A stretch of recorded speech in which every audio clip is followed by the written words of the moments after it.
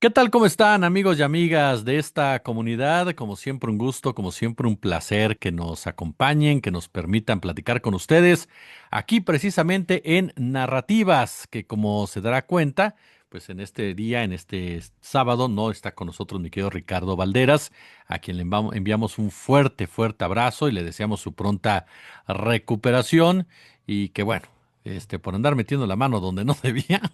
Ya anda medio malo de su dedo, pero de verdad esperamos, mi querido Ricky, que te recuperes muy pronto y te mandamos un fuerte abrazo. Mi querido Fede Bonazo, pues nada más nos quedamos los señoros, ¿cómo estás?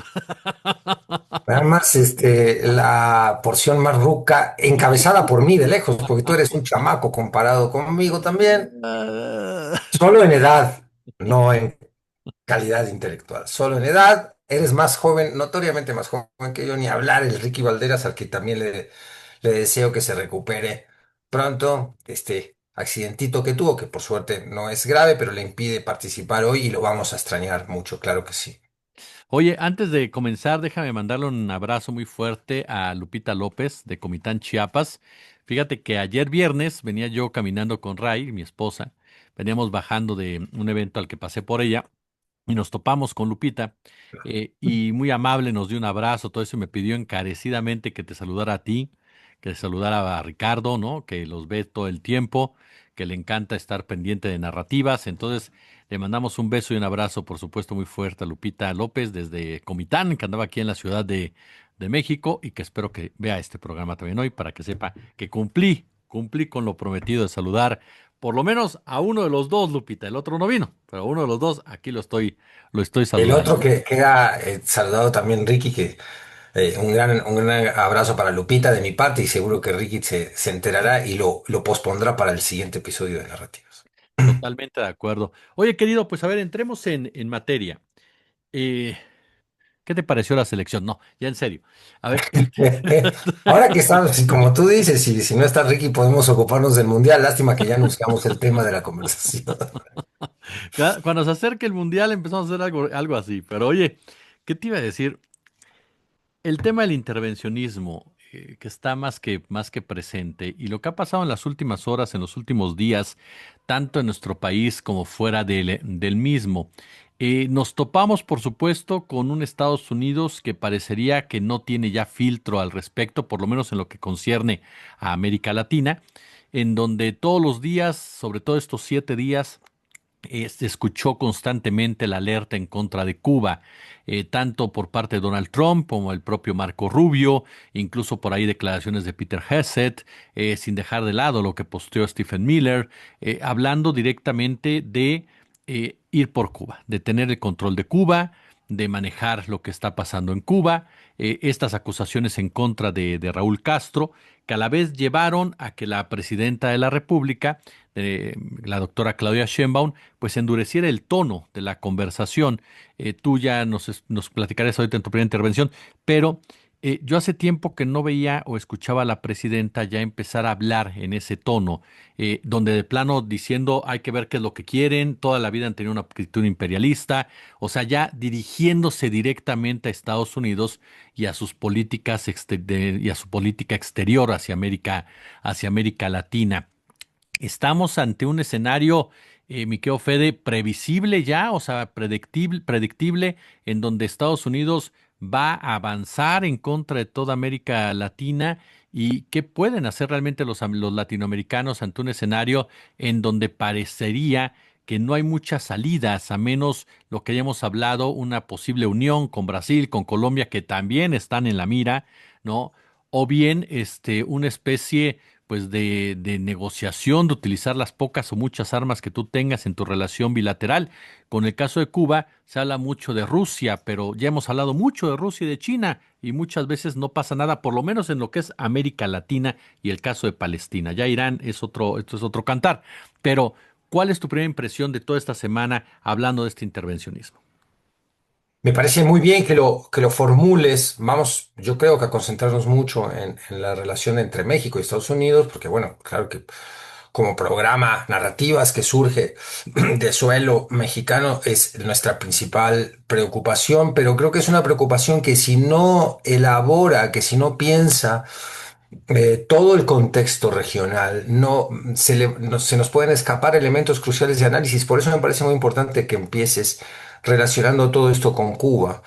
Y si damos un pasito atrás, hay que relacionarlo con Venezuela porque el ataque del 3 de enero a Caracas, que mucha gente dice, bueno, pero eso ya pasó. No, no, eso está más vigente que nunca, porque ¿qué ocurrió allí? Ocurrió que en un golpe hollywoodense criminal, por un lado hollywoodense, toda esta imagen del Maduro sometido, toda esta construcción narrativa que precedió su secuestro, convirtiéndolo en un narco presidente, el jefe del cártel de los soles, un cártel que no existió, dicho luego esto por Estados Unidos. Es decir, hay el propio Estados Unidos tiene un montaje de posverdad y de mentira con el cual justifica y sustenta incluso acciones judiciales. No solo la guerra mediática declarativa de esa ultraderecha que tan bien mencionabas, dirigida por un tipo como Stephen Miller, sino que aparte usa el Departamento de Justicia, usa esa misma, o sea, se ha mezclado, enturbiado lo que era toda la estrategia declarativa que va vía grandes medios de comunicación y redes sociales de parte de la ultraderecha de los Estados Unidos con la acción institucional de ese país. Si tú ya es muy difícil distinguir hoy qué es una acción de propaganda y qué es una acción judicial. Cuando el Departamento de Justicia, y hay que insistir mucho en esto, sí que además todos los personajes que están allí, empezando por quien sustituye a Pam Bondi, ¿no? Que es este tipo Blanche, todos ellos son agentes de MAGA, del trompismo más abierto y declarado. Es decir, ha perdido mucha función institucional Estados Unidos. Entonces, muchas veces cuando hay un pedido de captura o un pedido de extradición, independientemente del personaje que se pide, ¿no? Que es lo que pasa con Rocha Moya, es muy difícil que uno ya como analista, como ciudadano interesado en la relación o en el mundo, en la relación de Estados Unidos con México, diga, no, no, esto sí es parte de una acción judicial que tiene fundamento y México debe, por tanto, responder. Y esto es parte de propaganda de MAGA y de Trump. Y es muy difícil ya discernir, porque estás completamente mezclado, se enturbió. Entonces, eso es lo que ocurre en ese primer aspecto. Y entonces, ahí, después del secuestro de Maduro, con la parte completamente hollywoodense, después el invento judicial, Estados Unidos dio un golpe que muchos decíamos, o algunos decían, muchos temíamos que podía suceder, pero la verdad nos parecía desopilante que sucediera, que es la intervención directa militar en una acción militar sobre un país soberano latinoamericano. Eso cambia las reglas del juego, porque a partir de allí hay que remontarse a la invasión de Grenada, incluso a la de Panamá, ¿no? Para hablar estamos hablando de 1990, o sea, 40 años atrás. 40 ¿qué? O 36 años atrás, ¿no? Estamos hablando de episodios donde Estados Unidos se metió militarmente de manera abierta con helicópteros, con fuerzas militares, ocupando, aunque después retiraran un territorio latinoamericano. Lo del 3 de enero de este año cambia todo. Es decir, a partir de ahí uno dice, pues pueden ir por Raúl Castro. ¿Qué se los impide? Pues cierto cálculo político, ¿no? Como tú muy bien decías, otros actores geopolíticos que en la Guerra Fría o en otras circunstancias históricas jugaron un papel de contención, donde Estados Unidos tenía que evaluar que invadir Cuba le iba a costar una relación primero con la antigua Unión Soviética y luego un problema internacional, porque eran otras la correlación de fuerza de la comunidad internacional. La misma Europa jugaba otro rol bueno, o amenazaba con jugarlo, porque Europa desde la Segunda Guerra Mundial hacia acá está muy, muy subordinada a los intereses de los Estados Unidos. Pero había una serie de condicionantes internacionales que impedían una operación tan flagrante como la del 3 de enero. La del 3 de enero pudo producir por el andamiaje narrativo. Aquí estamos en narrativas y no podemos dejar de hacer énfasis en esa dimensión. Si no hubieran construido durante décadas, la imagen de un Maduro narco, la imagen de un Maduro dictador, que luego el último proceso electoral venezolano no ayudó nada a desbaratar esa imagen, más bien ayudó mucho a contribuir con esa imagen. Pero por supuesto es una imagen absolutamente tergiversada, disparatada, la que se generó sobre el mismo pueblo venezolano, sobre el chavismo. El chavismo fue estigmatizado y convertido en el diablo porque era un movimiento popular dirigido, sí, por Hugo Chávez, pero cuyo propósito principal era decir, no, señores, la principal reserva petrolera del mundo no es de ustedes, es nuestra. Eso a Estados Unidos no le gusta nada cuando viene un país o un gobierno que toma el control político de un país con una idea soberanista. A partir de entonces, repito, del 3 de enero todo puede ocurrir.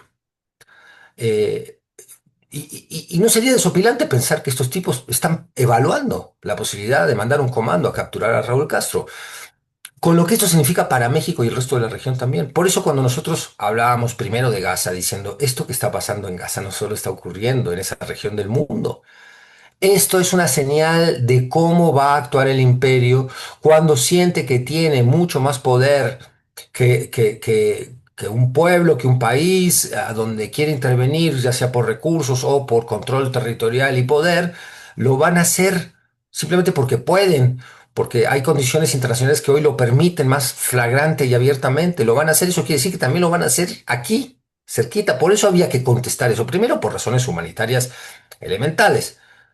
La propuesta de exterminio de un pueblo entero debe ser rechazada por todos los seres humanos y eso está incluso en los tratados internacionales de derechos humanos, donde los pueblos miembros de las Naciones Unidas, los países miembros, están obligados a intervenir si se está perpetrando un genocidio en alguna región del mundo. Están obligados a intervenir, no han intervenido. Entonces, por eso nosotros decíamos aguas con lo que está ocurriendo ahí. Y luego vino el 3 de enero. Y empezamos a decir antes del 3 de enero, aguas porque se van a meter en Venezuela y esto le puede costar carísimo después a México y a Colombia y a Argentina y a toda la región. Y así fue, se metieron en Venezuela. Entonces ahora que estamos diciendo, aguas, se pueden meter en Cuba y eso sería perjudicial, pues sí, deben estar evaluando, deben estar evaluando. Porque la acción de estos tipos, de este supremacismo coordinado entre Israel y Estados Unidos, tiene un límite que es el límite narrativo. ¿Cuánto le costó a Ben-Gvir y al gobierno de Israel las imágenes de los miembros de la flotilla Global Sumud capturados en, eh, en un puerto de Israel o de la Palestina ocupada, para ser un poquito más precisos, donde el mismo Netanyahu tuvo que regañar al ministro Ben-Gvir? Porque ellos ya en el cálculo de la costo-beneficio narrativo dijeron esto es demasiado. Cuando la humanidad lleva viendo, cuando la sociedad global, cuando la comunidad internacional lleva viendo desde hace, sobre todo desde octubre del 23 en adelante, imágenes espantosas de tortura de palestinos, espantosas que incluye cómo le cortan los miembros a una persona que las fuerzas de defensa israelí agarran.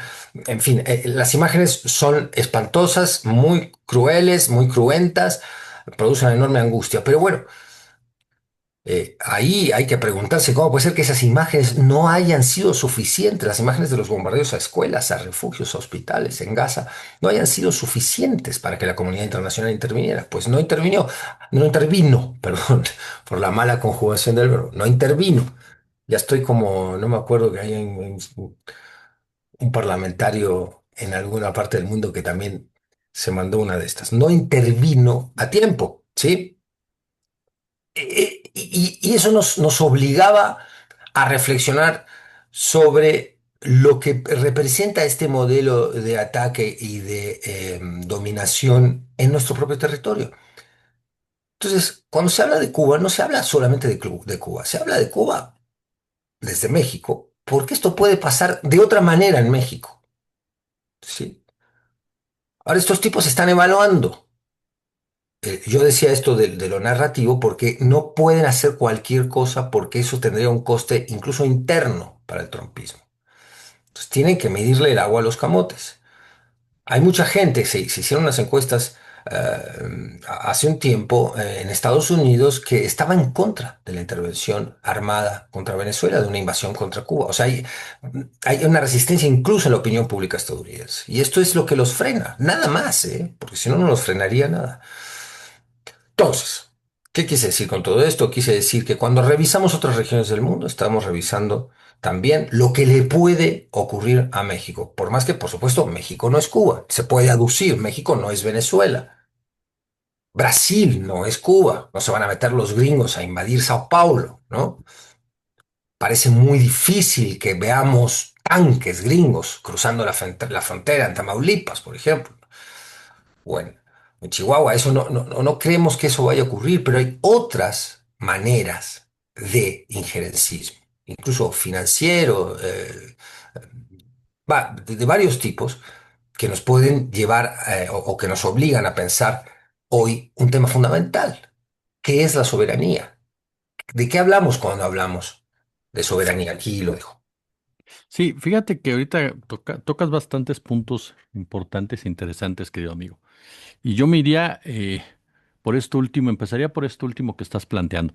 O sea, las intervenciones de Estados Unidos, queda claro que ya no son como la de los años 70, ya no son como la de los años 80, ya no van a financiar golpes de Estado tan abruptos. ¿Por qué? Porque efectivamente, narrativamente no les conviene, porque políticamente es un problema, porque militarmente incluso no sabemos si Estados Unidos tenga las capacidades financieras hoy por hoy ya para poder estar respaldando regímenes de esta naturaleza como sucedía en esos años. Queda claro que Estados Unidos tiene serios problemas económicos, tiene serios problemas en materia de política industrial que lo vuelven sumamente vulnerable precisamente incluso ante gigantes como China, por estar interconectados en todas estas cadenas de producción, y por lo tanto llevan a cabo otro tipo de invasiones. Lo que vimos en Venezuela es un ejemplo bastante claro de ello. Es decir, no voy a hacer un cambio de régimen como tal. Voy a secuestrar al presidente, voy a chantajear a los que se queden. ¿Para qué? Para que esos estén cediendo absolutamente en todo lo que yo les estoy pidiendo. Porque para mucha gente ha sido sorprendente la falta de respuesta del pueblo venezolano. Es decir, un Sí, pueblo venezolano que junto con el argentino históricamente eran ubicados en América Latina como los pueblos más contestatarios, de salir a la calle, el famoso cacerolazo, el levantar la voz constantemente, politizados hasta la saciedad. Y que ahora parece como que el pueblo venezolano está adormecido, que si están con Delcy, que si a final de cuentas siguen los chavistas en el poder, entonces no sabe el pueblo venezolano o no quiere saber cómo moverse en este escenario en donde todos los días vemos a un Trump diciendo, estoy haciendo un negociazo con el petróleo venezolano, estoy a punto de irme a gobernar Venezuela y convertirlo en el Estado 51, con respuestas, con todo respeto, pues muy débiles de Delcy Rodríguez o no como se esperaría en un momento dado de un movimiento como el chavista. Claro, Delcy no es Hugo Chávez, tampoco es Nicolás Maduro, ¿no? Pero uno pensaría que hay mayor fortaleza en ese tipo de conceptos, pero Estados Unidos parecería que tiene todo perfectamente armado, sometido por intereses económicos e incluso en un momento dado, por supuesto, bélicos o algún tipo de acuerdo que le permita a Venezuela mantener cierta estabilidad en el marco de una actitud tan agresiva e incluso de intento de protectorado de Estados Unidos. Y nos topamos con este ejercicio que ya realizaron en Perú, en Bolivia, y que ya realizaron en Honduras. Y con el caso de Bolivia lo pongo porque Bolivia me parece que manda un mensaje maravilloso. Podemos perder en las urnas, pero el pueblo no acepta cualquier cosa. Es decir, exacto.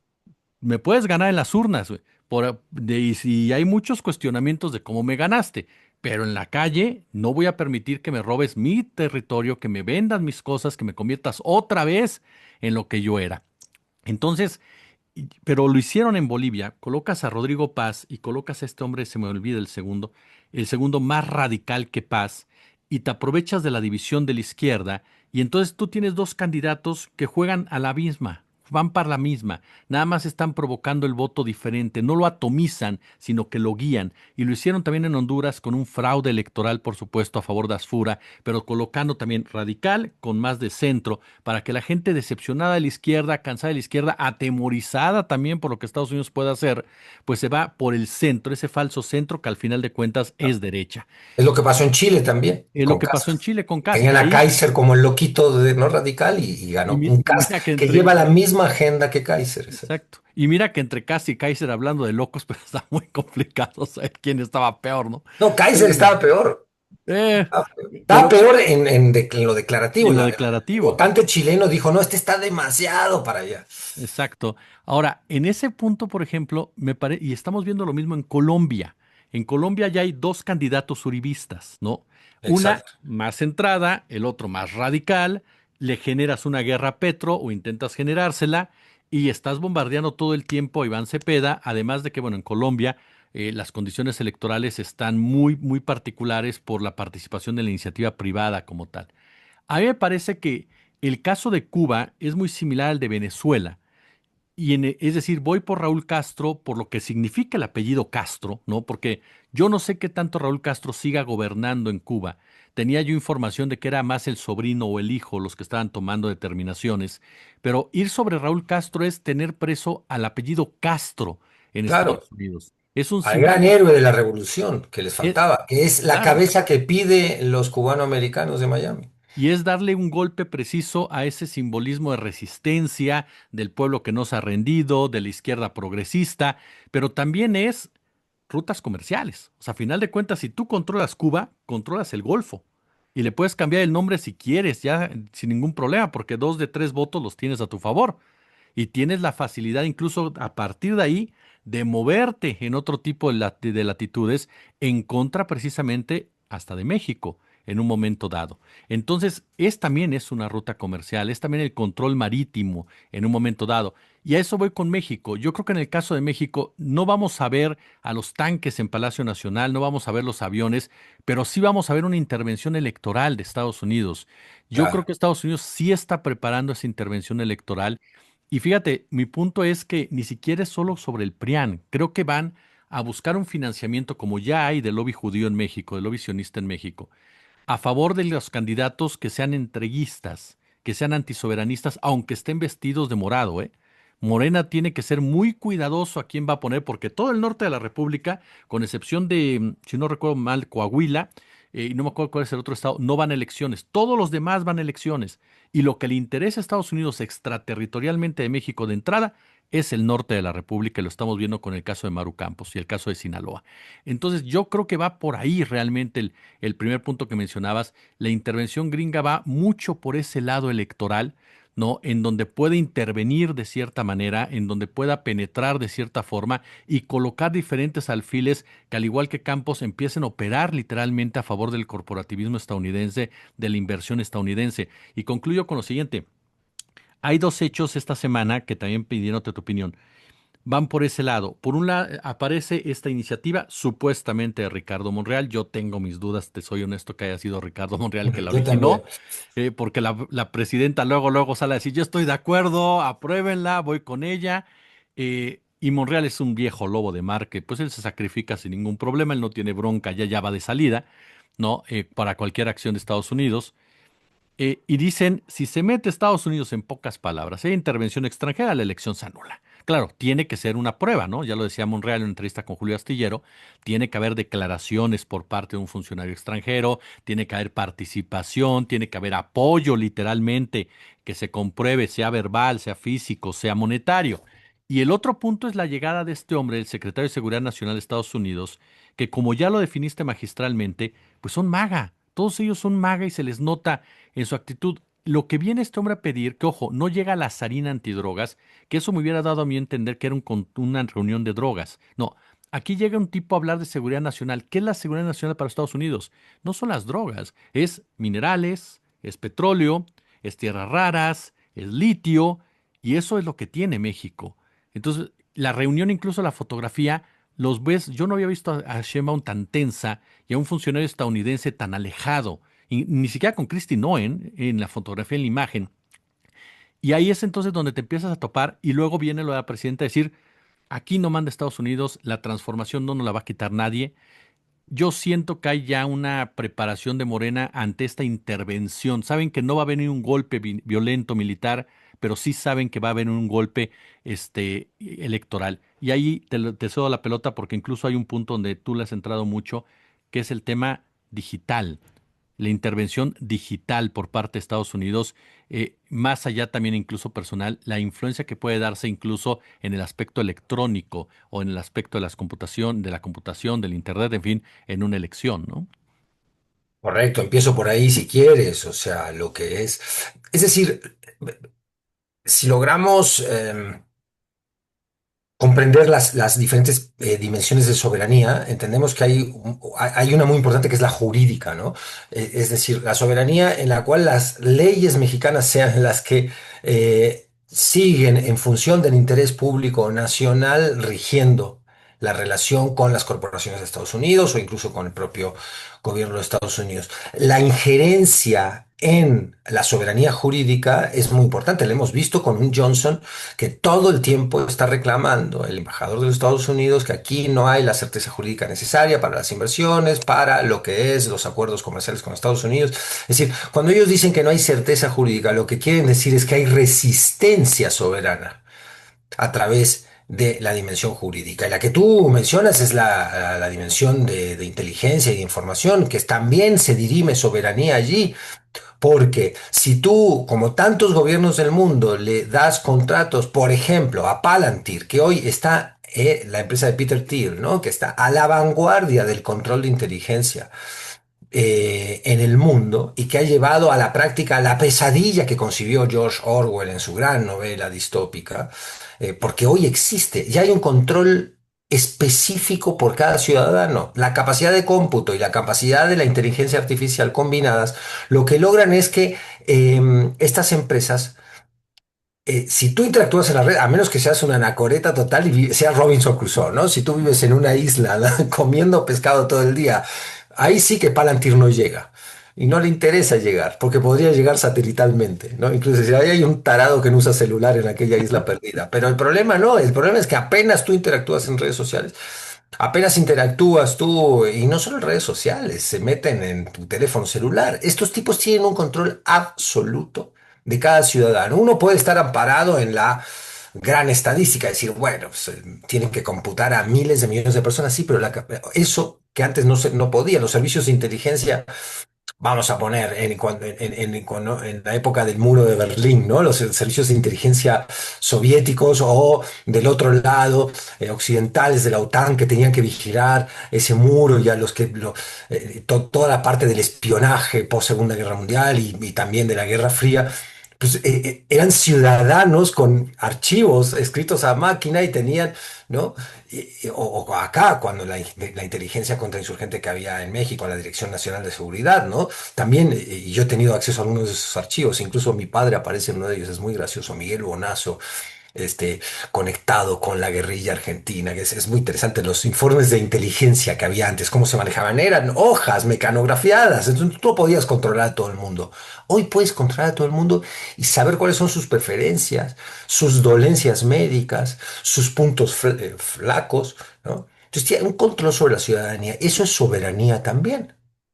En el momento en que un gobierno, a través, si quieres, de la injerencia de una empresa corporativa, que lo de privada habría que definirlo, ¿no? Porque ya está muy cohesionada con el Estado, como el mismo Musk y todos estos megamillonarios, ¿no? Que, o cohesionados en todo caso, han cooptado el Estado y lo han subordinado a sus intereses. Dices, sí, ¿y cómo vamos a defender esa soberanía? ¿No? Porque la soberanía no solo es territorio, que lo es, bandera, himno, ¿no? Son estas otras dimensiones. Y ahí la situación es muy preocupante porque estos tipos tienen ese tipo, perdón por la redundancia de la palabra tipo, ese control sobre la ciudadanía.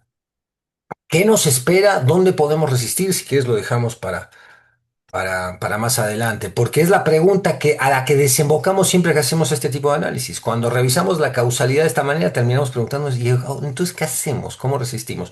Parte de la respuesta la está dando hoy el pueblo boliviano. Como tú muy bien señalabas, el pueblo boliviano ha dicho, no, oigan, ¿saben qué? Ustedes se han confundido, han pensado que nuestra crítica interna al MAS, por ejemplo, al movimiento de Evo Morales, nuestras discrepancias internas, equivalen, y que eso resultó en el voto por Rodrigo Paz, equivalen a una claudicación de la defensa soberana ante lo que representa la instalación del neoliberalismo 2.0 extractivista, donde se le venden los recursos a Estados Unidos y además donde se vuelve a instalar la agenda del FMI. Esto es muy importante. el FMI, o sea, la soberanía financiera, ¿no? Es decir, cuando el FMI empieza a regir las políticas económicas de un país, ejerce también un sistema de dominación, porque propone que el ajuste para mantener las cifras macro, ¿no? Que es algo que comparten Novoa con Bukele, con Milei, con Kast, con Rodrigo Paz, todos ellos lo que comparten es un sistema económico en el cual el ajuste para que la macroeconomía funcione lo pagan las clases medias y las grandes mayorías populares. Y ahí es donde esas mayorías populares en Bolivia, que ojalá estuvieran así de cohesionadas, integradas y organizadas en otras regiones de Latinoamérica, dijeron, no, compadre, te confundiste. Y armaron el tremendo lío que estamos viendo, que es un lío complicado, porque está cercada a la paz, eso significa que también hay sectores populares que van a empezar a sufrir una serie de desabastos y de problemas que por ahí merman este primer arranque cohesionado, ¿no? Diferentes frentes donde están los mineros, donde están los sindicatos, donde está la Comisión Obrera Boliviana, la COB, donde están los aymaras, donde están los ponchos rojos, donde están los sectores populares que organizaron las grandes insurrecciones a principio de este siglo por el gas y por el agua en Bolivia, que han sido ejemplo de conciencia política popular en toda Latinoamérica. Pero allí están las calles.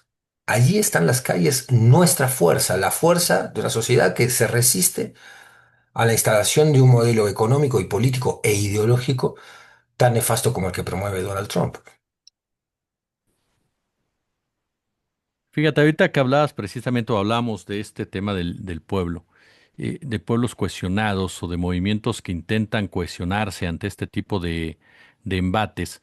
Claro, también tenemos el ejemplo de Irán, que más allá del debate que puede generar el régimen teocrático como tal, pues los pueblos iraníes o las etnias iraníes entendieron que el enemigo era Estados Unidos e Israel y que lo que buscaban era balcanizarlos literalmente, enfrentarlos entre ellos para después barrer absolutamente con toda la historia de Irán y se acordaron de ello antes de embarcarse precisamente en esta trampa que les ponían de una supuesta democracia por parte de los Estados Unidos, que era realmente una aniquilación. Aquí en México la gran pregunta es, ¿qué haríamos ante una situación de esta naturaleza? Aun y cuando tú lo sabes, yo soy de la idea de que hay una enorme mayoría, o una mayoría por lo menos tangible, a favor de la presidenta Claudia Sheinbaum, y que lo hemos plantado en otras oportunidades, planteado de que el propio Andrés Manuel López Obrador no se estaría quieto ni un ápice ante una situación de esa naturaleza, generando sinceramente un escenario bastante indómito para cualquiera que tratara de gobernar en ese marco, aunque procediera a las mismas filas de Morena. No, me parece que también nos topamos con esos traidores que constantemente están en la discusión, que constantemente están en el escenario y que tienen sobre todo el poder económico en sus manos. Hablamos de medios de comunicación que saben penetrar con los discursos, que intentan legitimar, normalizar cualquier tipo de embate por parte de la Unión Americana y me llama mucho la atención porque cuando Claudia Sheinbaum hace este pronunciamiento en contra de Cuba, en contra de Estados Unidos por los cargos en contra de Raúl Castro, hace referencia, por supuesto, al tiempo que ha pasado de los mismos. Y no faltan los comentócratas mexicanos, analistas mexicanos, periodistas mexicanos, que salen a decir, señora presidenta, hombre, usted se equivoca porque efectivamente la prescripción del delito, dices, a ver, maestro, no estamos hablando de una cuestión jurídica. Aquí se está hablando ya de algo más de lo que simplemente podemos plantear en un aspecto legaloide. Aquí estamos hablando de una intención, o no una intención, sino una instrumentalización, como bien lo citabas, de procesos judiciales para utilizarlos con una finalidad totalmente política. Pero es parte de ese discurso que se replica en personajes, y no tengo problema en decirlo, Leo Zuckerman, Raimundo Riva Palacio, en fin, Uf, que el incluso artículo de Castañeda, el infame. artículo de Jorge Castañeda, o sea, efectivamente, que yo te soy honesto, a mí no debería de sorprendernos Jorge Castañeda en ese marco, es un hombre totalmente pro-yanqui, pero no deja de sorprenderte la capacidad que tienen incluso, no solamente de caer en un aspecto lisonjero, sino de cómo lo buscan argumentar intelectual y académicamente para que pase, no como un paper, para que pase como una columna, para que pase como un argumento no válido ante una discusión que va mucho más allá. Y en ese punto te topas precisamente con todos estos personajes, algunos los definen como corifeos, quienes están perfectamente articulados, eso me queda claro, porque lo que se trata es de suavizar lo que es una agresión a un país y adormecer a una población, haciéndole creer primero que todo lo que viene del norte es ejemplar, que todo lo que viene del norte es lo que debe de venir, que el gobierno de Morena, sí, con sus claroscuros, con sus cuestiones que aquí hemos criticado muchísimo, ¿no? Es un problema porque protege narcotraficantes. Cuando dices, perdón, el otro está liberando narcos abiertamente por todos lados y la crítica no es en ningún sentido similar. Y es ahí en donde comienza a presentarse personajes, incluso como Maru Campos, con esta lamentable tour de medios, en donde ella misma se inculpa incluso de sus responsabilidades, en donde supera a Peña Nieto con el tema de los números, en donde abiertamente dice que estaba extraditando mexicanos a Estados Unidos, y en donde te pintan a una mujer que ya quieren convertirla en una especie de figura clave para el 2030. Entonces, te dan ese discurso de que ser entreguista está bien, mientras lo manipulemos de tal forma de hacerlo ver como que te están castigando por hacer tu trabajo. Y ese es uno de los puntos que pongo sobre la mesa, querido. ¿Qué tanto hay una cohesión de México y qué tanto estos grupos de poder realmente pueden influir en un momento dado en poder adormecer o en poder serenar la molestia de un pueblo si se llegara a presentar un escenario similar al que estamos viendo? Insisto, yo no creo que pase algo como Maduro, no creo que se atrevieran a tocar a Claudia Sheinbaum, sino a intervenir electoralmente en un proceso en donde se puede dar una mecanizada narrativa mucho más que justifique con mayor facilidad incluso la intervención extranjera. Planteado así, de manera brillante, querido, disculpe la audiencia al cebollazo a mi compadre Escobar. Es sincero porque cuando no estoy de acuerdo lo diré también. No, porque dicho así, eh, nos hace reflexionar. Estados Unidos va a intervenir como intervino en Honduras, como intervino en Argentina, con dinero concreto, con un embajador como Lamelas que llegó a la Argentina, lo declaró antes de ir, yo voy a verificar que Cristina Fernández siga presa y que aquí gane el proyecto de mi ley. Y luego Scott Bessent apoyó con unos cuantos miles de millones de Sigue hablando, dólares. Fede, nada más voy a conectar la pila, pero tú síguele. Ok, perfecto. Eh, por un lado. Por el otro lado, en México va a querer seguir interviniendo electoralmente. Por supuesto que lo va a pretender. Ahora, lo que es interesante revisar es los puntos de debilidad también del imperio. Es decir, el imperio que es muy fuerte, que mantiene una influencia regional fundamental, sobre todo sustentada, basada en este escudo de las Américas, es decir, donde está coordinando ya de manera casi institucional el secretariado, ¿no? Donde todos los gobiernos alineados a los intereses de Estados Unidos han dicho que sí abiertamente, y no solo han dicho que sí abiertamente a la agenda de la doctrina Monroe, sino que han empezado a actuar, ¿no? Y ahí vemos una confluencia de patrones de conducta político-económica que están completamente subordinadas a los intereses de Estados Unidos. Una de esos patrones es el estado de excepción, ¿no? Que declaradamente se ha instalado en El Salvador, se puede declarar en Honduras y se ha declarado en Ecuador. Es decir, son estados de excepción donde en teoría, el orden, ¿no? Es prioritario a lo institucional. O sea, donde abiertamente se han reducido a través de toques de queda, como es el caso ecuatoriano, los derechos políticos, sociales de las personas, la libertad de expresión, la libertad de circulación, la libertad de reunión, eh, y con eso se busca controlar socialmente a grandes sectores que después van a protestar con la instalación del otro punto clave de la agenda, que es la instalación del sistema económico. Un sistema económico en beneficio de las oligarquías locales en contubernio con los intereses de los Estados Unidos, desde luego, ¿no? Y con ciertas válvulas de escape. Cada país tendrá mayor necesidad de abrir menor o mayor, perdón, necesidad de abrir ciertas válvulas de escape sociales para que la cosa no estalle de inmediato y puedan estas élites a hacer los negocios que quieren hacer. Ejemplo argentino, no, el plan social de asistencia universal que instaló el kirchnerismo es el único plan social que Milei no ha tocado, porque sabe que puede atacar a la clase trabajadora con la ley de reforma laboral, porque sabe que todavía tiene espacio narrativo para quitar derechos, bajar impuestos a los ricos y imponerle la carga impositiva o el ajuste fiscal a las clases populares, todavía tiene un poco de espacio para hacerlo. Pero esa justo no la tocó porque sabe que, y como saben todos los que controlan el Estado en algún momento, que si no abren ciertas válvulas de escape, pasa lo que está pasando en Bolivia. ¿No? En Bolivia las válvulas de escape son muy estrictas porque casi que no son válvulas de escape, es decir, se metieron con los subsidios y estalló el pueblo. Entonces, cada sociedad tiene su particularidad, pero la agenda que estos tipos quieren instalar es, obedeciendo a estos intereses oligárquicos de élite que entran en alineamiento con los Estados Unidos, está muy clara.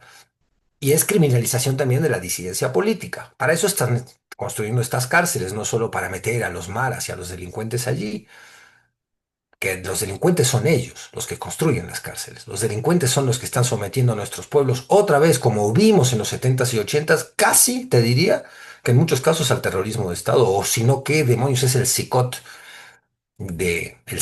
perdón, de Bukele, ¿no? Entonces, ahora hay que analizar, porque allí está parte de la esperanza, las debilidades del imperio, ¿no? Tenemos un actor ahí que es China, que aunque pareciera que China se ha retirado de la región diciendo a Estados Unidos, tú no te metes en Taiwán y en esta área de influencia mía, del Asia, un poco te dejo Latinoamérica, pues no es del todo así cuando ves los números del intercambio comercial con el gigante asiático.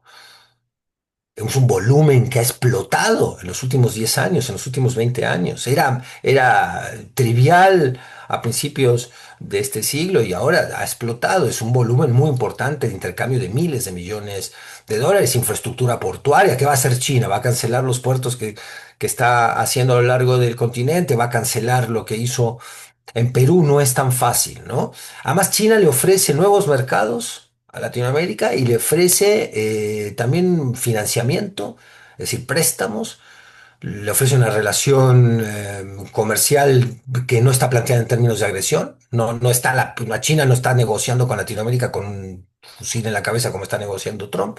Si no me das, te disparo, si no me das, te intervengo, si no me das, te secuestro al presidente. ¿No? Ese es un actor que va a seguir jugando, por eso también Estados Unidos se ha puesto así, ¿no? Y hay otro factor muy interesante que es la interdependencia. Estados Unidos puede agredir a Latinoamérica, pero también la necesita y sobre todo necesita a México. Las cadenas de producción y de valor de la economía estadounidense ya están muy integradas con las mexicanas. Tampoco puede Estados Unidos patear el tablero de la relación con México en un plan donde eso lleve a un socavamiento muy serio de la relación, porque pues, también depende de la economía de Estados Unidos bastante de México, ¿no? Y luego está que el American First, esta prepotencia imperial, pues también está desgastando mucho el prestigio de Estados Unidos y el prestigio internacional empieza a pesar, empieza a ser considerado otra vez. Es decir, México se reúne con la Unión Europea, Claudia Sheinbaum, el día de ayer y manda una señal política. Es decir, está bien, estamos revisando el tratado comercial con Europa y estamos viendo cooperación en diferentes áreas. La de seguridad es una. Cuando hablamos de seguridad hablamos de inteligencia y cuando hablamos de inteligencia hablamos de inteligencia artificial.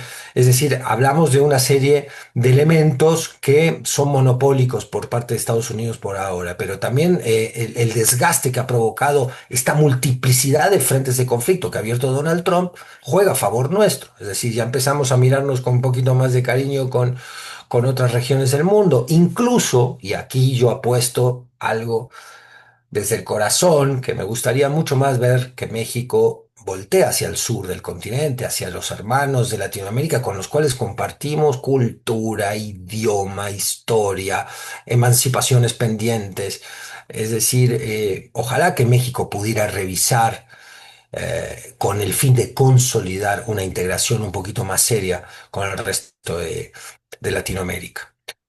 Así lo veo, es decir, y luego vienen las elecciones de noviembre en Estados Unidos, donde realmente todos anticipamos que le va a ir mal a Trump. Que le vaya mal a Trump en noviembre, no sabemos qué va a devenir como proceso interno de Estados Unidos. Puede devenir en el extremo, y ojalá que no, y parece que así no va a ser, en una guerra civil o en conflictos ya de violencia política declarada, ¿no? Como los que estuvimos a punto de ver o que estuvieron a punto de producirse en California o en Chicago, cuando el ICE chocó o con las propias fuerzas policiales que estaban en contra de esa fuerza de control territorial que quiso instalar Trump con el ICE. Así veo un poco el panorama, es decir, y otra cosa, noviembre, esa puede ser el escenario más cruento y otro puede ser un escenario donde pierda poder político Trump, MAGA, donde estén obligados a retroceder en una serie de medidas que incluyan la relación con Latinoamérica y que incluyan y que obliguen a moderar la agresión a la que están sometiendo hoy al continente. En ese sentido, la presidenta ha jugado con enorme muñeca política, intentando ganar tiempo para las diferentes etapas que tiene. La de noviembre será una, ahora tiene la del Temec, ¿no? No hemos mencionado, aquí lo dejo para no extenderme en esta intervención, querido Jesús, que no sé cómo vamos con el resto del programa, pero a lo que voy es que qué interesante el giro discursivo de la presidenta en los últimos días, ¿no? Tú lo mencionabas un poco al iniciar este programa. ¿Qué análisis podemos sacar de allí, ¿no? ¿Por qué la presidenta ha empezado a enaltecer de esta manera las Fuerzas Armadas? No es la primera vez que lo hace, pero lo hace de una manera donde además recupera muchos episodios históricos, ¿no? Es muy interesante. ¿Qué señal política nos está mandando la presidenta allí? Y que vaya, que tiene un peso específico este señalamiento que haces, porque a final de cuentas sí vemos a una Claudia Sheinbaum, yo al menos la veo más intensa, ¿no? De lo que ha venido ejerciendo en los últimos días y con mensajes tanto políticos como verbales, en donde empieza a advertir directamente lo que pasa. Es cierto, ella, fíjate, desde mi punto de vista, ¿no? Para mí es una mujer muy inteligente, o sea, extremadamente Sin duda. inteligente y que tiene un estilo de ejercer el poder sin testosterona, digámoslo de esa manera. Sí, Toma decisiones no en el momento en el que mucha gente a lo mejor pidiéramos la cabeza de tal o se exigiera la salida de tal, y sin embargo deja pasar un cierto tiempo en el que se baja el ruido y hace un cambio. Lo acabamos de ver con el caso de Pemex, o sea, el derrame de Pemex, la forma como se manejó la información, que incluso a ella la cruzaron al momento que sale a dar una explicación. Primero, Pemex tiene que aceptar su responsabilidad, se va la persona que directamente está involucrada, pero todo mundo de una forma u otra decía, bueno, ¿y qué pasa con el titular de Pemex? Porque a final de cuentas él fue el que dio la información a la presidenta. Pasó el ruido, sale el titular de Pemex con algún otro argumento por ahí. Lo vimos en una manera más, y lo platicamos incluso, si no mal recuerdas, amigo, en el caso tal vez un poco menos serena y un poco más rocambolesca, pero la forma en cómo fueron debilitando el poder de Adán Augusto desde la aparición del tema de la barredora, que no lo dejemos de lado, fue una denuncia del propio Morena y del gobernador de Tabasco, que es cercano a Claudia Sheinbaum, la manera en cómo lo manejó Harfuch yendo por Bermúdez Requena de manera inmediata a precisamente América Latina, cómo fue saliendo Adán Augusto del escenario. Por supuesto que sigue teniendo una presencia, sin duda, con gente muy cercana a él, no dentro y fuera de Morena, pero ya no es la misma fuerza que tenía Adán Augusto frente a la presidenta de la República. ¿no? Y Lo lo de vimos, Gertz también, ¿eh? es Lo a de lo que Gertz. iba, el caso de Hertz Manero. O sea, Hertz Manero, de repente se nos olvida quién era Hertz Manero y los vínculos de Hertz Manero que incluso llevaron al propio López Obrador a no tocarlo en muchas ocasiones. Hablamos de López Obrador y que no lo tocó por diferentes razones y por diferentes grupos que lo apoyan, y la presidenta terminó haciéndolo a un lado, lejos de ese ruido también que muchas veces se presenta. Y en este caso yo creo que Sheinbaum ha venido construyendo ya una postura muy clara a ese respecto, pero muy inteligentemente. ¿Por qué? Porque deja abierta una ventana. Cuando dice, yo no creo que sea el presidente Trump, yo no creo que sea todo el gobierno de Estados Unidos. Muy hábil ahí, muy hábil. Ella sabe que el gobierno de Estados Unidos efectivamente no es homogéneo como tal, tienes diferentes grupos ahí, pero deja abierta la ventana de la discusión, de la negociación, de tirar literalmente del lazo, de tensarlo en un momento dado, pero siempre abierta una puerta de que podamos discutir y que podamos llegar a algún tipo de acuerdo, además de conocer perfectamente al enemigo, en este caso a Donald Trump, ¿no? Y nos damos en el marco incluso de una semana en donde México ha respondido también con esa intensidad, porque Estados Unidos también ha ido apretando el cuello. Esta idea de esta propuesta que es realidad de Trump de irse en contra de las remesas, con la importancia que tienen las remesas para varios sectores populares de nuestro país, el ataque, desde mi punto de vista, ataque por coordinado de las propias calificadoras. ¿Y por qué le digo ataque? Porque detrás de las calificadoras, pues no están, como bien decías, personas ahí escribiendo y monos de lentes como tu servidor, todos nerds, tomando decisiones financieras. Está Warren Buffett, que es dueño de una, está BlackRock, está Vanguard, está Staten, o sea, es decir, están los fondos de inversión, están las fortunas de ciertos personajes, quienes son los que determinan, sobre todo en tres de ellas, el caso de Moody's, Standard Poor's, perdón, se me escapa la otra, Fitch Ratings, eh, que son las que están determinando lo que pasa en el mundo. Y ahí es entonces te das cuenta en donde cómo atacan directamente a México, cuestionando su soberanía energética. Lo último que pone Moody's es emblemático, al decir México, pues sí está tratando de ir en contra de la cuestión fiscal, pero pierde mucho el tiempo en su soberanía energética. Y eso no nos gusta, que esté No, queriendo claro. fortalecer su soberanía. Así de cínicos. Entonces te dejan muy en claro qué es lo que no quieren y por qué. Yo he defendido mucho, y digo, hay gente en nuestro chat y les agradezco siempre que me dicen, no tienes razón, sí tienes razón, pero yo sí estoy convencido que Sheinbaum no ha cedido en puntos claves para Estados Unidos. Tan no ha cedido que por eso está Estados Unidos como está. Por eso están actuando como están actuando y están presionando con cada día con mayor dureza, porque Sheinbaum no se baja literalmente de ciertos puntos que tienen que ver con aspectos para mí esenciales de la soberanía y que son la política industrial y que es precisamente el sector energético, porque lamentablemente en el sector securitario sí llevas muchas cosas que perder frente a los Estados Unidos y esa simbiosis que se dio ya desde hace muchos años entre el ejército norteamericano y el mexicano. Pero me parece que en otros rubros Sheinbaum no ha permitido que avancen y eso es algo que a Estados Unidos lo tiene sumamente molesto, porque ahorita mencionabas algo que para mí es ejemplar. Lo que va a pasar después de noviembre, es decir, efectivamente, supongamos que gana los demócratas como lo está todo el mundo esperando. Supongamos que pueda venir, que yo lo dudo mucho, pero quién sabe, un juicio político contra Trump en un momento dado. Eh, Nada nos garantiza que quien llegue va a cambiar el fondo. La forma sí, me queda claro que la forma la van a cambiar de una forma u otra, pero no el fondo. Y es ahí donde México tiene que aprender a jugar precisamente con cada uno de los elementos que conforman el gobierno de los Estados Unidos. ¿Por qué? Porque de una u otra forma ellos están buscando darle salida a un problema de sobrevivencia hegemónica que tienen.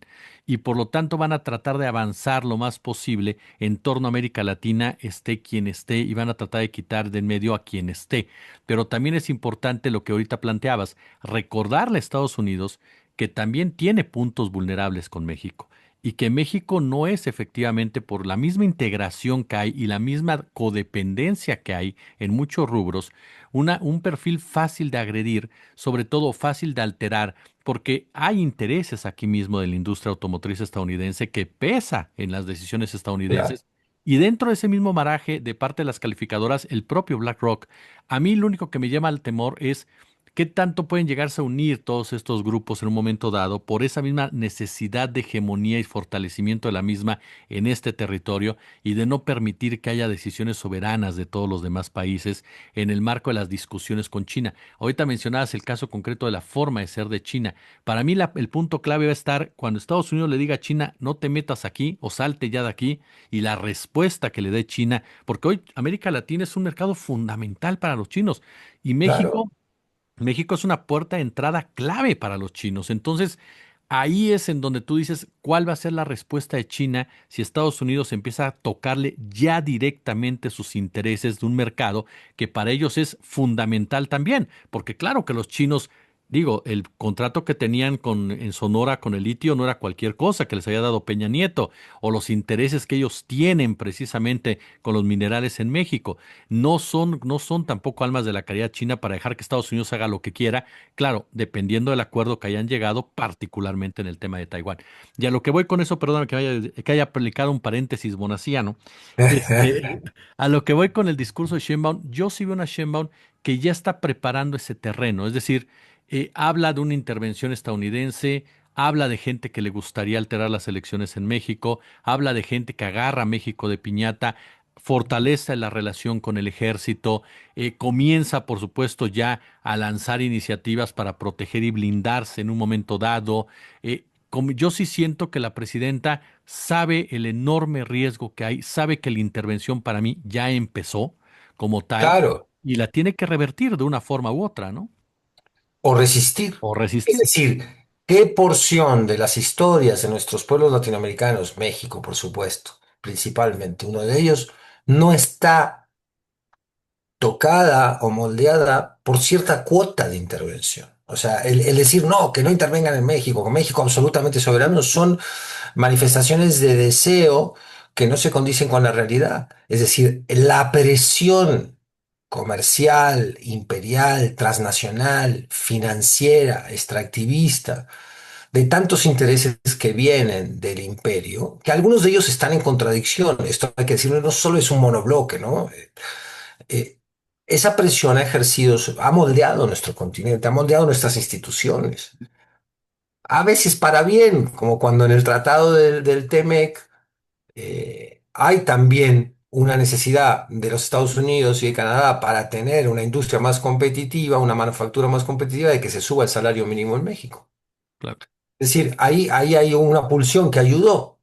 Esto no quiero restar una decisión de orden político-económico fundamental que ha tenido el obradorismo, que es subir el salario mínimo, pero no para poder estar en el TEMEC, sino para dignificar al pueblo y recuperar el poder adquisitivo de las clases medias y trabajadoras que se fue destruyendo durante las décadas de neoliberalismo. No estamos ni siquiera en el poder adquisitivo que teníamos en los 50 en México, ¿no? Cuando hay gente que dice, no, ustedes quieren regresar al pasado. Sí, por supuesto que ya quisiera yo tener el poder adquisitivo que tenían las clases medias y trabajadoras y rurales de este país en los 50. No quiero decir con esto que no hubiera simetría social, que no hubiera eh, el agravio que ha habido siempre a los pueblos indígenas, ahora que dije rural, a la población rural, campesina, mexicana, ¿no? El tremendo estado de marginación al que los sucesivos gobiernos han seguido y siguieron condenando a esas grandes porciones de la población mexicana, ¿no? Pero bueno, uno por eso apoya la 4T, porque dice hay una vocación de redistribución de la riqueza, sentido soberanista en cuanto a que la soberanía es un mecanismo de defensa de lo común y de un bienestar que hay que instalar, el estado de bienestar que falta construir todavía muchísimo. Hay que reconstruir lo que destruyó el neoliberalismo. Para mí el gran pendiente de la 4T está en el sector salud, en el tema de la salud, de los servicios de salud, en la salud universal. No ha logrado encontrar una fórmula todavía la 4T para que se revierta lo que es uno de los déficits más grandes, ¿no? Del estado de bienestar por el que apuesta este proyecto político llamado 4T, que uno, por supuesto, por esa misma razón apoya. Em, y hay que, hay que pensar que hoy es tiempo de la calle y del pueblo. Es decir, ¿qué quiero decir con esto? Que cuando hablamos de la revolución de las conciencias, tenemos que dar un segundo paso en esa revolución. No nos podemos adormecer diciendo, bueno, ya hubo una revolución de las conciencias y el pueblo de México ya está politizado y ya, tranquilos, la derecha no tiene espacio para venir acá y los Estados Unidos van a encontrar la resistencia a un pueblo politizado. Yo apelo a que la politización de la ciudadanía es un proceso continuo, no binario, ¿no? Que está politizado o no politizado, ya se politizó y se acabó. No, hay que seguir prosperando en un proceso de politización y de concientización que obliga. porque la conciencia política o la conciencia de la realidad en términos más generales obliga a que todos miremos la realidad con un nivel de coraje y de valentía que a veces no nos gusta, porque la realidad nos produce temor, nos produce incertidumbre, zozobra. Pero si por eludir la zozobra que nos produce el ver a fondo la realidad, eh, dejamos de actuar, pues estamos en problemas. Y yo creo que hay que entender, y me gusta este programa que hemos hecho, extrañando mucho lo que hubiera podido aportar acá el genial y querido Ricky, que estamos viendo cómo se defienden los diferentes ámbitos de lo soberano, de la soberanía, ¿no? Cómo la defendemos y una parte fundamental es acrecentar la revolución de las conciencias. ¿Por qué? Porque tenemos que entender como sociedad y como pueblo dónde nos están metiendo la mano, ¿no? Como decía la presidenta, que hace esta alegoría de que se mete Estados Unidos a tu casa, ¿no? De que tú lo dejas cocinar como unas quesadillas primero y luego ya se te metió en el dormitorio y ya se metió en la sala, ¿no? Es muy, muy vívida la analogía y por tanto muy fuerte como mensaje político, ¿no? Entonces, tenemos que ver, tenemos que estudiar dónde ya se nos metieron, en qué partes de la cocina están, si ya se metieron en la alacena, si ya controlan, ¿no? Eh, y eso tiene que ver con los diferentes ámbitos de soberanía, lo que decíamos, el jurídico, no solo el territorial, ¿no? El de inteligencia, la soberanía comercial. Es decir, ver dónde estamos cediendo y allí donde veamos que algunos funcionarios del gobierno ceden un poco más de lo que pensamos. Pongo como ejemplo este extraño aviso de que ya quedó en el olvido y que veremos cómo evoluciona de Marcelo Ebrard, de entregar ciertas tierras raras o negociarlas. La palabra entregar es mía, no fue de él, por supuesto. Ahí la ciudadanía tiene que estar muy atenta. Es decir, ojo, no. Luego, con ciertos retrocesos, soberanía judicial en la ley minera, por ejemplo. Bueno, sí, pero entonces o el ley de agua, ¿no? Bueno, el agua, sí se le podría concesionar todavía a ciertos intermediarios. Ahí la ciudadanía tiene que estar muy politizada y tiene que entender lo suficiente como decir, no, ojo, esto es una claudicación, ey, no. Por eso cuando estamos en contra de los chapulines, no es por puros políticos, no es por buena ondita, es porque son los personajes, los legisladores, los funcionarios, los gobernadores, los jefes municipales que pueden echar atrás las conquistas soberanas de la 4T. Ahí tú puedes decir, bueno, pero este cuate va a entregar tal cosa, o está dispuesto a entregar riqueza minera, o el litio, o este legislador está dispuesto a armar un bloque que con ciertos subterfugios narrativos logren que se claudique o se vaya atrás con ciertas posiciones muy soberanistas que sí van a generar conflicto con los Estados Unidos y con los intereses corporativos extranjeros, incluidas las mineras canadienses, sé que no cantan mal las rancheras. Claro que lo van a generar. Entonces, si nosotros nos adormecemos y decimos, sí, como diga mi presidenta, lo que nuestra presidenta, que comanda un proyecto popular de justicia social, redistribución de la riqueza y soberanía, necesita es que el pueblo la acompañe no solo de manera obediente, sino de manera crítica. Es decir, ojo, presidenta, mire lo que está pasando en la Secretaría de Educación. Ahí también hay una entrega, podemos, si suena muy rebuscado de soberanía, por lo menos una claudicación en cuanto a principios fundamentales de lo que debe ser la prioridad en educación. No se puede mezclar la educación con el negocio, no existe. No más. No se puede mezclar la salud de los niños con ciertos guiños a la industria refresquera Con o el de los Mundial de Fútbol, ¿no? o el Mundial de Fútbol. No se puede, la presidenta necesita que el pueblo la acompañe, no solo alzando banderas en el Zócalo cuando sea menester, sino diciendo, ojo aquí con este funcionario, ojo acá con aquel gobernador, ojo con Cruz Pérez Cuellar como candidato en Chihuahua. Entra Ariadna Montela a renovar la potencia épica, ¿no? A decir, se acaba la corrupción, se acaba el nepotismo, Morena tiene que volver a recuperar ciertos principios fundamentales y van con Pérez Cruz en Chihuahua. Entonces dices, a ver, entonces, ¿qué significa la revolución de las conciencias? Es decir, esto me choca, con esto no estoy de acuerdo, pero no por buena ondita que no entiende la realidad política, justamente por mala ondita que la entiende. Es decir, no, estos cuates nos llevan al suicidio del programa.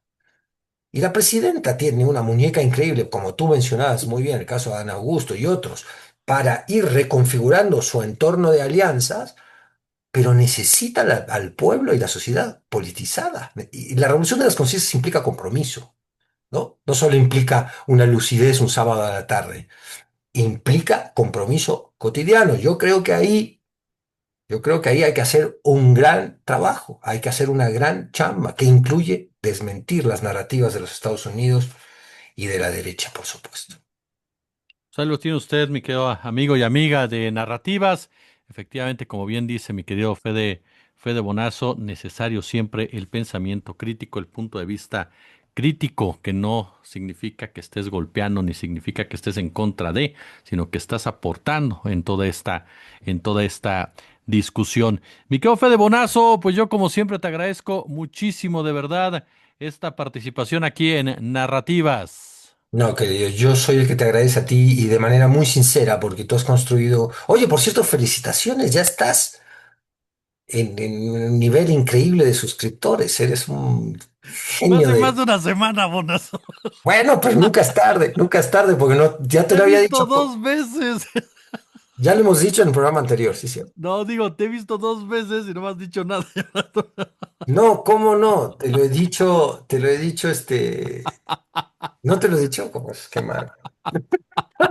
No, felicidades a ustedes, comunidad del canal de Jesús, que están apoyando realmente un espacio fundamental, me parece a mí, para la discusión política en México, como es el canal de Jesús. Yo soy el que te agradece que Ah, hombre, habiendo Bonazo. construido semejante espacio, me des a mí un cachito para entrar en contacto con la audiencia que quiero tanto, que respeto tanto.